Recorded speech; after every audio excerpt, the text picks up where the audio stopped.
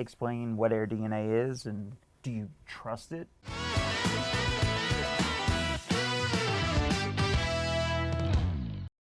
What are your feelings toward it? Yeah, so great question. AirDNA is just like the MLS. There's good and bad comps. There's humans inputting data into the MLS, which means it's going to be, some bad data. AirDNA is a software that was created about, I think it was like 7 or 8 years ago. And what it does is it goes on to Airbnb and VRBO, the two biggest platforms for short-term rentals, and it takes the calendar and it scrapes the data every single 3 minutes. So it's pulling in data from that, and it's just looking at the occupancy, what it thinks it is. So for example, if you guys have a house and you block out 6 months for your personal use, AirDNA thinks that's occupied. And so it doesn't look at hey, is this actually being rented or is this being It's when blocked? it's unavailable. Exactly. Okay. The challenge is interpreting the data, and most people don't realize this, but when they subscribe to AirDNA, which is a good service, it gives you high-level general aggregate data. When they subscribe, they're getting a certain snapshot of the data.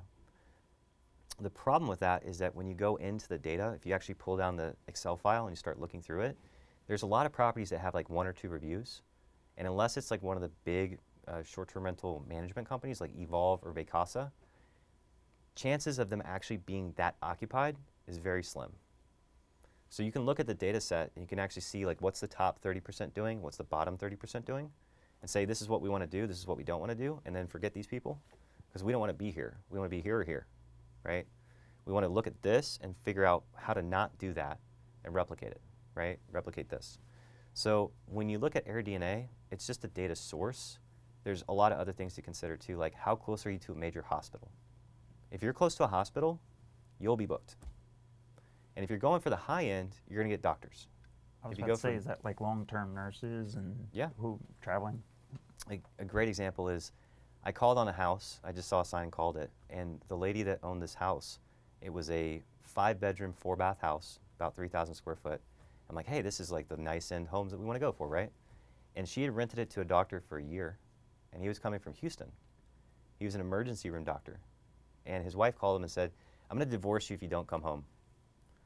And he's like, okay, well, but I've already spent $60,000 renting this house, right? Because it's $5,000 a month, and the lady that owned it free and clear, so she's cash flow, right? But that's the perfect use case of it doesn't matter what level of the market you're in, there's going to be demand if you understand the leading indicators. So if you think about commercial properties, if you look at a LoopNet or a Crexy or something like that, the commercial brokers always zoom out on the map and they show you hey, this employer's here, this hospital's here, here's where all the jobs are, here's where your property is.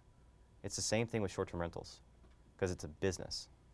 If you look at residential rentals, you're hey, let's put our apartment complex here because it's close to jobs, or hey, let's buy houses here because they're this far away from jobs, right? It's no different.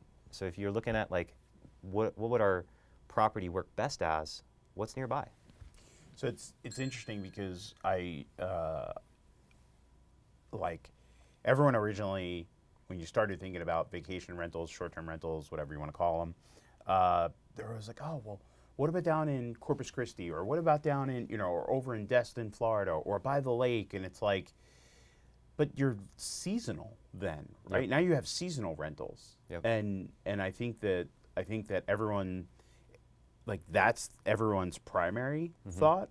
But I think if you truly want to be successful, you just literally tapped into the wider appeal to a broader base, right? So when I'm flipping a house, I always, people ask me why I paint most of the insides of my houses white.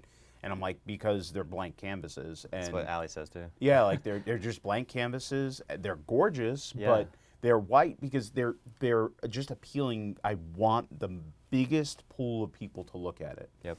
And I feel that's similar to what you're just referencing with being near a hospital or a convention center or downtown, high rises, whatever it is, but just try to pick the property that's in the right location.